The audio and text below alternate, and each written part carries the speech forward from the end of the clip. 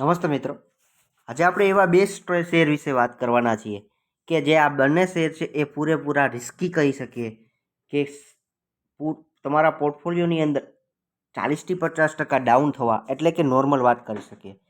અને ખાસ એ વસ્તુ જોવાની કે એ એવા સેક્ટરથી બિલોંગ કરે છે કે કેમિકલ સેક્ટર જે અત્યારે સારો એવો ડાઉન થયેલો જોવા મળે છે. અને છેલ્લા 2 વર્ષથી આખું સેક્ટર છે ગ્લોબલી ક્ષેત્રે ડિમાન્ડ એના બિઝનેસની અંદર સારી એવી ડાઉન થયેલી હતી. અને આવનારા સમયની અંદર એવું અનુમાન લગાવવામાં આવે છે કે માનવામાં આવે છે કે આ સેક્ટરની અંદર ગ્રોથ વધી શકે એમ છે. ત્યારે આ બે સેક્ટરની આ બે કંપની વિશે વાત કરીએ કે જે બંને કંપનીનું માર્કેટ કેપની દ્રષ્ટિએ બહુ નાની કંપનીઓ છે, પૂરેપૂરી રિસ્કી કંપની છે કે આવી રિસ્કી કંપનીને આપણે પોર્ટફોલિયોની એડ કરવા માટે વિચારવું જોઈએ. તો સ્ટોકમાં આગળ વિડીયોની અંદર આગળ વધીએ એ પહેલાં સ્ટોક ઓફ ગુજરાતી લાયન્સની અંદર ફર્સ્ટ ટાઈમ વિઝિટ કરો છો મિત્રો તો ચેનલને સાથે સબસ્ક્રાઈબ કરો અને બેલ આઇકન હિટ કરો અને તમારા મિત્રો સાથે શેર કરો જેથી કરીને આવા સારા એવા સ્ટોક વિશે અને શેર માર્કેટ વિશે માહિતી મળતી રહે.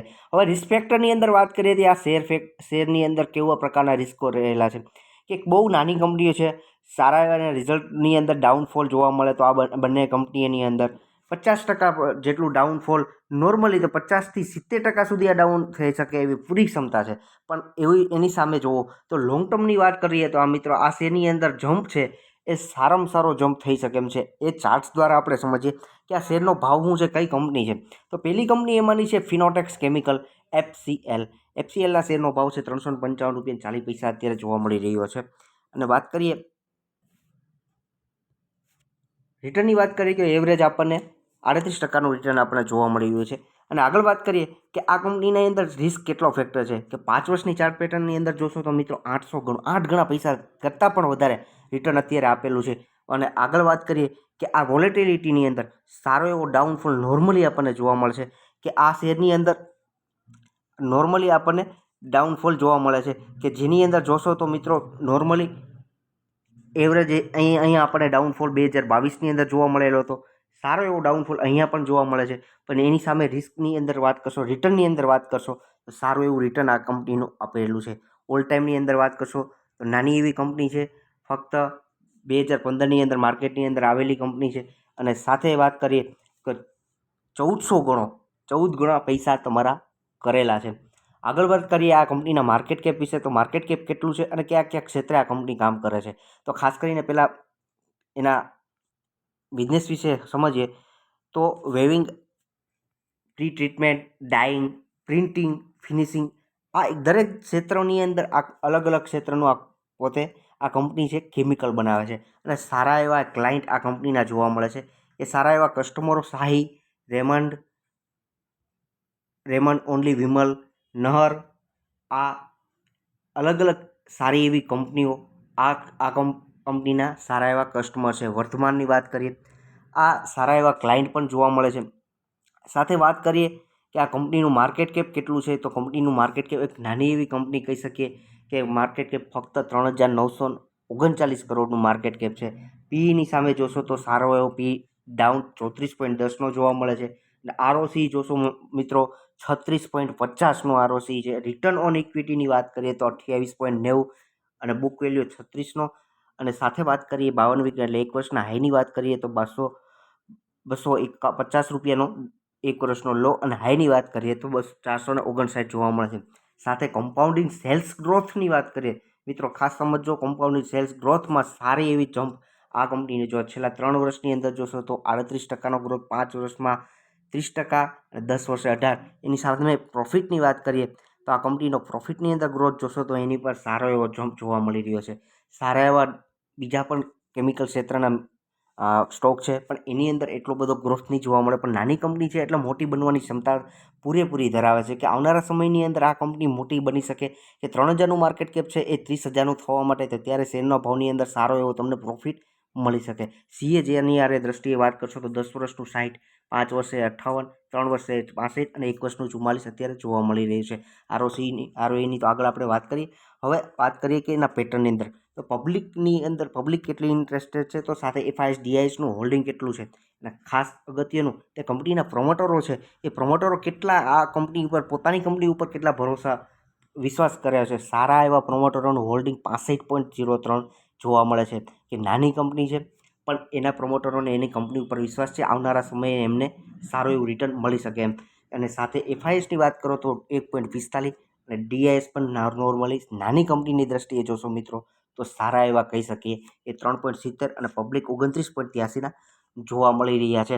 આગળ વાત કરીએ એના રિઝલ્ટ વિશે કે કેવું રિઝલ્ટ આ કંપની સેલ્સ ગ્રોથની અંદર જોવા મળે છે, તો ક્વાર્ટરલી રિઝલ્ટની અંદર વાત કરશો મિત્રો સારો એવો નોર્મલ ગ્રોથ કહી શકીએ, કારણ કે ગ્લોબલી ક્ષેત્રે આ કંપનીઓમાં કેમિકલ ક્ષેત્રની કંપનીઓમાં એટલી બધી ડિમાન્ડ નથી, તેમ છતાં પણ કે સારો એવો જમ્પ અત્યારે છેલ્લા 3 વર્ષની અંદર એવરેજ જાળવી શકી છે. સાથે પ્રોફિટની વાત કરો તો પ્રોફિટ પણ સારો એવા કંપની એવરેજ 30 કરોડ 33 કરોડનો પ્રોફિટ નેટ લાસ્ટ ક્વાર્ટરમાં જોવા મળી રહ્યો છે. આગળ વાત કરીએ તો બેલેન્સ શીટ કે કંપનીઓ પાસે સારું એવું બેલેન્સ છે કે બોરિંગ નથી કે કોઈ પણ લેણું નથી, તો સારું એવું 377 કરોડનું રિઝર્વ જોવા મળે છે. અને બોરિંગની અંદર વાત કરશો મિત્રો, ખાસ મિત્રો હાઇલાઇટ કરું છું કે આ બોરિંગ નાની કંપની છે કે બોરિંગ છે કે નહીં એ જોવું આ ખાસ મિત્રો જરૂર છે, કે પ્રમોટરોનું હોલ્ડિંગ છે કે નહીં એ જોવું અગત્યનું છે. એની સાથે એ પણ જોવું અગત્યનું છે આ કંપની માથે લેણું તો નથી, તો સાથે એની માથે ફક્ત 2 કરોડનું નોર્મલી લેણું અત્યારે જોવા મળે છે. એની સામે સારું એવું રિઝર્વ આ કંપની પાસે જોવા મળે છે, જેથી કરીને આવી બધી કંપનીઓ નાની કંપની છે પણ કેપેક્સ કરી શકવા માટે ક્ષમતા ધરાવે છે. આવનારા સમયની અંદર સારું એવું રિટર્ન પણ આપી શકે એવી પૂરી ક્ષમતા અત્યારે દેખાઈ રહી છે. આગળ વાત કરીએ તો નેક્સ્ટ કંપની વિશે બીજી એવી કંપની કઈ છે તો યશો ઇન્ડસ્ટ્રીઝ કંપની વિશે મારે વાત કરવી છે. બીજી એ કંપની કે નાની કંપની છે, કે નાની કંપની એટલે કે જે રીતે ફિનોટેક્સ કેમિકલ કંપની છે એના કરતાં પણ નાની કંપની છે, પણ રિટર્નની વાત કરશો તો સારું એવું 13 ગણા જેટલા પૈસા કરેલા છે. શેરનો ભાવ અત્યારે 1921 રૂપિયા જોવા મળે છે. પણ રોકેટ બનેલી કંપની જ્યારે ઇન્ટરેસ્ટ રેટ થયેલા કોવિડ પીરિયડ ટાઈમે આ શેરની અંદર સારો એવો જમ્પ જોવા મળ્યો હતો. ખાસ અગત્યનું વસ્તુ મિત્રો આ શેરની અંદર જોવાનું એ છે છેલ્લા ઘણા સમયથી એક જ દાયરામાં, એટલે એમ વાત કરીએ કે 1300 રૂપિયાથી લઈને 2000 રૂપિયાની અંદર જ આ શેરનો ભાવ રહેલો છે. નથી એટલો મોટો ડીપ ફોલ જોવા મળ્યો, કારણ કે કેમિકલ ક્ષેત્રનું ડિમાન્ડ ઓછી હોવાથી તેમ છતાંય પણ આ શેરના ભાવમાં એટલો બધો ઘટાડો જોવા મળેલો નથી. એક જ કારણ કહી શકીએ કે એને પોતાનું માર્જિન અને પ્રોફિટની અને સેલ્સની અંદર ગ્રોથ સારો જોવા મળી રહ્યો હતો. આગળ વાત કરીએ કે આ વોલેટિલિટી કેટલી છે આ શેરની અંદર, તો નોર્મલી જોવાનું એ છે મિત્રો કે તમારા પોર્ટફોલિયોમાં એડ કરતાં પહેલાં આ વોલેટિલિટીને સમજજો, આ કેટલો શેર રિસ્કી છે. ખાસ મિત્રો યાદ રાખજો કે જ્યાં નોર્મલી એ આપણને 1700 રૂપિયાની એવરેજ જે જોવા મળતો હતો શેર અચાનક 2200 સુધી ગયેલો, 2200થી પાછો રિટર્ન આવે ને નીચે આવેલો, એટલે માર્કેટ જેટલું આને પણ એ સમય જોવાનો છે કે ક્યારેક પણ આ કંપનીઓના રિઝલ્ટ ડાઉન જોવા મળશે, તો આ કંપનીઓની અંદર શેરની અંદર સારો એવો ઘટાડો આવી શકે એવી પૂરી ક્ષમતા છે. આગળ વાત કરીએ કે નેક્સ્ટ કે આ કયા ક્ષેત્રના કેમિકલની ડિમાન્ડ આ કંપની બનાવે છે, તો અરોમા કેમિકલ જેટલી 13 જેટલી પ્રોડક્ટ્સ બનાવે છે આ કંપની. યશો ઇન્ડસ્ટ્રી ફૂડ ક્ષેત્રની 5 પ્રકારના કેમિકલ બનાવે છે. આ સિવાય રબરના કેમિકલ્સને આ કંપની બનાવે છે. નેક્સ્ટ વાત કરીએ કે લુબ્રિકેન્ટ્સના ક્ષેત્રના કેમિકલ, સ્પેશિયાલિટી કેમિકલ, વિન્ડમાં ઉપયોગ થતા, કલરમાં ઉપયોગ થતા કેમિકલ. સાથે વાત કરીએ એના ક્લાયન્ટની, કયા કયા પ્રકારના સારા એવા ક્લાયન્ટ છે. ખાસ મિત્રો સમજો નાની એવી કંપની છે પણ એના ક્લાયન્ટ જબરજસ્ત છે, કે આવી બધી કંપનીઓની અંદર ડિમાન્ડ છે ને સ્લો ડાઉનની અંદર આવી શકવાની બહુ શક્યતા ઓછી રહી છે. ખાસ ડાબર છે, કોન્ટિનેન્ટલ છે, એચપી છે અને ઇન્ડિયન ઓઇલ છે, કેવા છે, અદાણી વિલમાર, સિએટ, એપોલો, કેમિન, પછી એમઆરએફ, કોલગેટ, સારી કંપનીઓ આ કંપનીના ક્લાયન્ટ છે. એટલે આવનારા સમયની અંદર આ કંપનીઓનો ગ્રોથ છે એટલો બધો ડાઉન ન થઈ શકે એટલી આપણે એક અનુમાન લગાડીએ છીએ.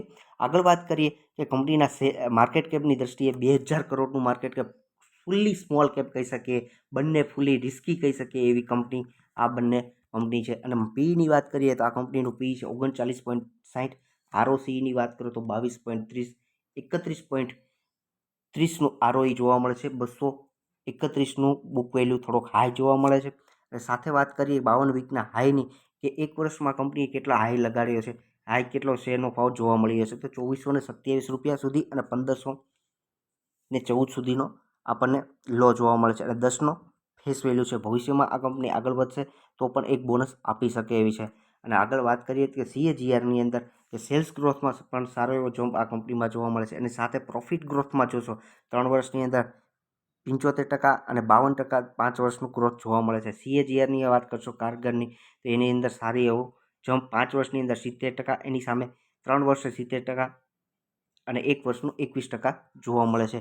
હવે એની અંદર વાત કરીએ ખાસ એવા પ્રમોટર કે પ્રમોટરોનું હોલ્ડિંગ છે કેટલું છે. એક પણ FIS DISની હોલ્ડિંગ આપણને નોર્મલી FIS છે કે એ 1% જેટલા FISનું હોલ્ડિંગ છે, પણ એની સામે પ્રમોટરો સારા એવા પ્રમોટરો છે. સારું એવું કહી શકીએ, એક પ્લસ પોઈન્ટ કહી શકીએ કે આવનારા સમયની અંદર આ કંપનીની અંદર એ કંપનીના પ્રમોટરોને પણ ભરોસો છે જ કે આ કંપનીની અંદર ગ્રોથ જોવા મળશે. પણ તમારા પોર્ટફોલિયોમાં એડ કરતાં પહેલાં તમે વિચારજો તમારા પોર્ટફોલિયોના 1 થી 1.5%નો આને વેઇટેજ આપી શકાય એવી કંપની બંને કંપની છે. બેલેન્સ શીટની અંદર વાત કરીએ તો સારું એવું રિઝર્વ આ કંપની પાસે 252નું નોર્મલ એવું લોંગ ટર્મની અંદર બોરિંગ કહીએ તો આ કંપની માથે બોરિંગ નોર્મલ અત્યારે 269 કરોડનું લોંગ ટર્મ બોરિંગ જે જોવા મળી રહ્યું છે. આગળ વાત કરીએ એક માઇનસ પોઈન્ટ પણ ગણાવી શકાય. આગળ વાત કરીએ ક્વાર્ટરલી રિઝલ્ટની અંદર સેલ્સ ગ્રોથની અંદર સારો એવો જમ્પ આ કંપનીની અંદર જોવા મળે છે. 148 કરોડ માર્ચની અંદર, 52 કરોડ, 139, 129. એવરેજ વાત કરીએ તો આ કંપનીનો સેલ ગ્રોથ 120થી લઈને 200ની અંદર એને જાળવી રાખ્યો છે. અને સાથે પ્રોફિટની અંદર વાત કરીએ તો આ કંપનીનું પ્રોફિટ છે સારું એવું એવરેજ 14 કરોડથી 15 કરોડની એવરેજ આ કંપની છેલ્લા 4 ક્વાર્ટરથી જાળવી શકી છે. બંને કંપનીઓ છે એ સારી એવી ડાઉનમાં જોવા મળી છે. સેક્ટરની અંદર પૂરો ડાઉનફોલ છે, ત્યારે આવા શેરની અંદર તમારે નોર્મલી 1 થી 1.5%નું વેઇટેજ આપીને તમારા પોર્ટફોલિયોને એડ કરી અને રિસ્ક લઈ શકો એમ છો. પણ તમારું પોતાનું સ્ટડી કર્યા પછી જ મિત્રો તમારા પોર્ટફોલિયોમાં એડ કરજો. વિડીયોને એન્ડ સુધી જોવા માટે તમામ મિત્રોનો ખૂબ ખૂબ આભાર અને તમારા મિત્રો સાથે શેર કરજો અને ચેનલ સબસ્ક્રાઈબ કરજો, સાથે એક લાઇક આપજો જેથી કરીને એક મોટિવેશન મળી રહે. Thank you.